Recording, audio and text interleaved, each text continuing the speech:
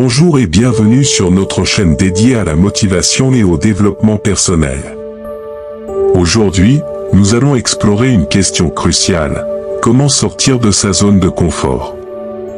Avant de continuer, abonnez-vous à la chaîne et activez la cloche de notification pour ne rien rater.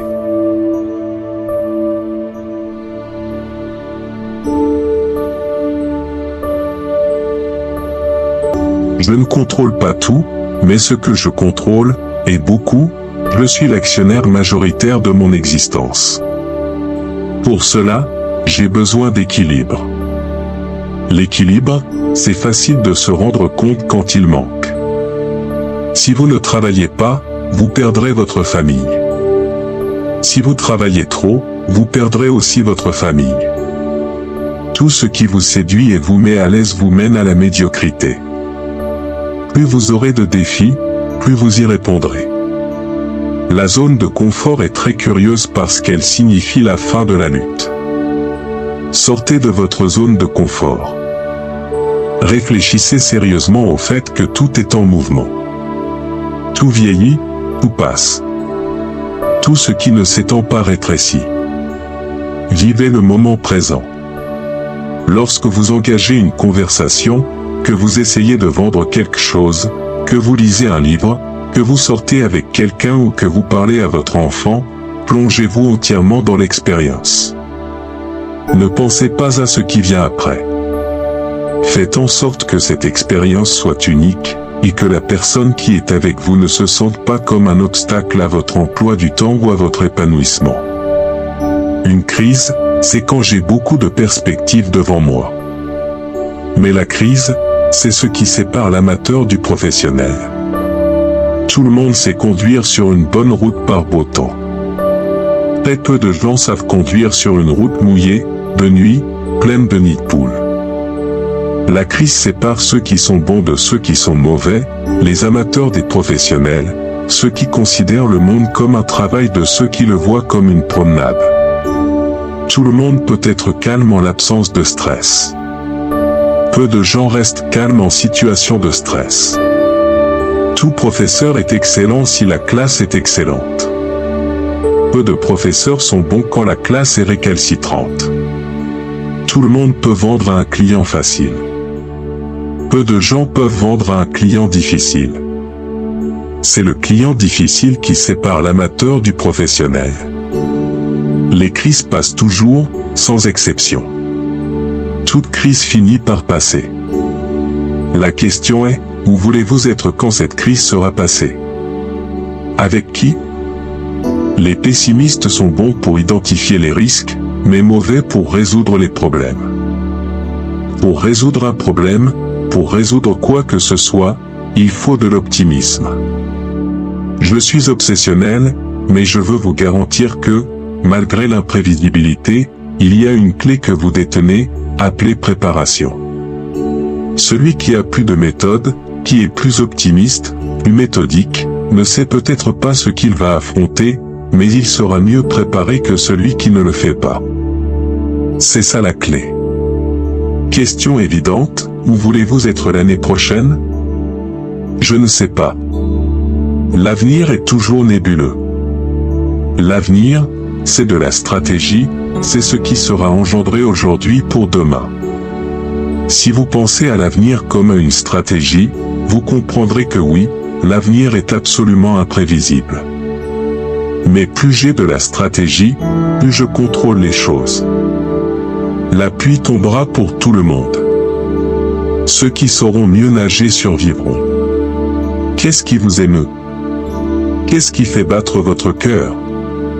Qu'est-ce qui vous pousse à vous lever? Quelles sont les idées qui vous viennent le matin? À qui pensez-vous en vous couchant? Ce sont là vos valeurs. Une fois vos valeurs définies, poursuivez-les de manière obsessionnelle, sans relâche, à tout moment. J'ai appris qu'en visant haut, on peut parfois atteindre un peu moins. Mais si vous visez bas, vous atteindrez encore moins. Visez haut. Ne cherchez pas à être le meilleur vendeur du quartier, c'est trop peu. Ne cherchez pas à être la meilleure personne de la rue, c'est trop peu. Visez haut et poursuivez cet objectif. Je veux être le meilleur vendeur du pays. C'est tout. Si quelqu'un pense qu'il ne peut pas, qu'il trouve les moyens de pouvoir. Vous voulez savoir quand vous réussissez? Quand votre projet de vie est en phase avec vos valeurs? Ce sont les pseudo-amis qui vous diront que vous avez de la chance. Oh, tu as tellement de chance. La chance est le nom que les paresseux donnent aux efforts qu'ils ne fournissent pas.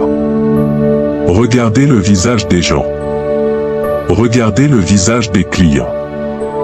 Regardez le visage de ceux qui achètent. Parce que le visage humain est un livre puissant qui traduit tout. Le visage humain vous dit « J'adore », « Je déteste », « Je m'ennuie », « Je suis enthousiaste ». Commencez à regarder les visages. Envoyez moins d'émojis et de smileys sur votre téléphone. Et commencez à regarder davantage le visage humain, qui vous dira tout ce que vous avez besoin de savoir. Je vous suggère même audacieusement de regarder le visage des membres de votre propre famille, de parler avec vos époux et épouses. Regardez mon audace. Regardez-les, et commencez à évaluer les valeurs, les émotions, les sentiments.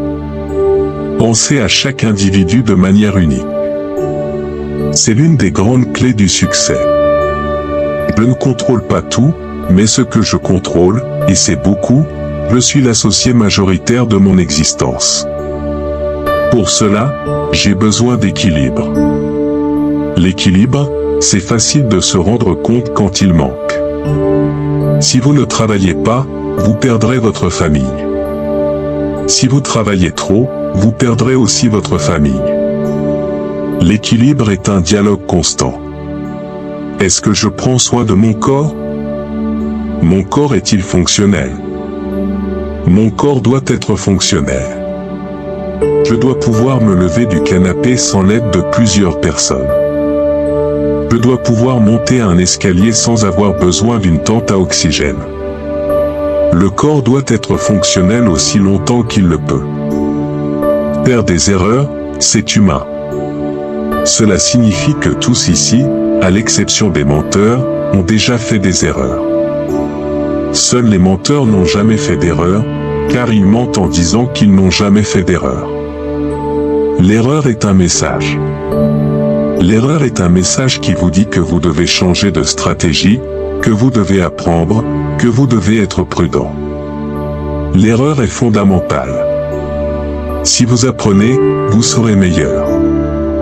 Sinon, vous ne serez qu'un pleurnicheur. Apprenez de vos erreurs. L'erreur vous sort de votre zone de confort. Qu'est-ce que la zone de confort? C'est ce qui me rend satisfait, heureux. La zone de confort, c'est ce qui détruit mes défis. La zone de confort, c'est ce qui me fait répéter sans enthousiasme. Je finis par me contenter de rester dans un petit aquarium, simplement parce qu'il m'est familier, au lieu de chercher un aquarium plus grand et plus stimulant. Tout ce qui vous plaît vous trompe. Tout ce qui vous séduit et vous met à l'aise vous mène à la médiocrité. Plus vous aurez de défis, plus vous y répondrez. La zone de confort est très curieuse parce qu'elle signifie la fin de la lutte. Sortez de votre zone de confort. Réfléchissez sérieusement au fait que tout est en mouvement. Tout vieillit, tout passe. Tout ce qui ne s'étend pas rétrécit. Tout ce qui ne s'améliore pas se détériore.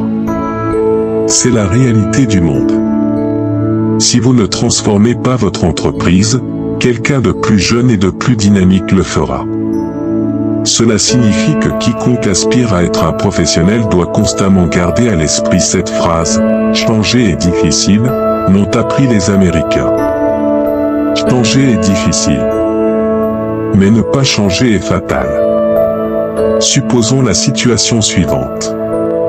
Quelque chose s'est produit dans votre vie, quelque chose d'inattendu, que vous ne vouliez pas voir se produire de cette manière.